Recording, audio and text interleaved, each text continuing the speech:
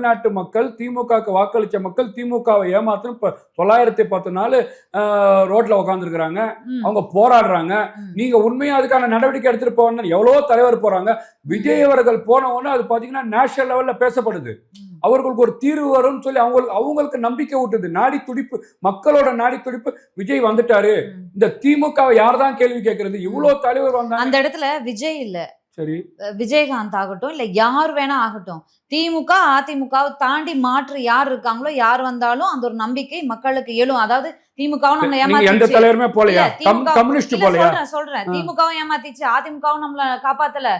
விஜய் அவர்கள் வந்திருக்காரு, விஜயாவது நமக்கு ஏதாவது பண்ணுவாருன்னு நம்பி விஜய் அவர்களுக்காக அத்தனை மக்கள் வந்து காத்திருந்தாங்க. இதையெல்லாம் யாருமே ஏத்துக்காம இல்ல. விஜய் அவர்களுக்கு எந்த போலீஸ் வந்து எந்த ரெஸ்ட்ரிக்ஷனும் கொடுக்க கூடாது, பாதுகாப்பும் கொடுக்க கூடாது, காவல்துறையினர் தேவையில்லை. விஜய் அவர்கள் அவர் போய் மக்களை சந்திப்பாரு அப்படின்னு அங்க நடக்கக்கூடிய எல்லா விஷயத்துக்கும் நாங்க பொறுப்பேற்றுக்கிறோம் அப்படின்னு விஜய் அவர்கள் தான் சார் லெட்டர் கொடுக்கணும்.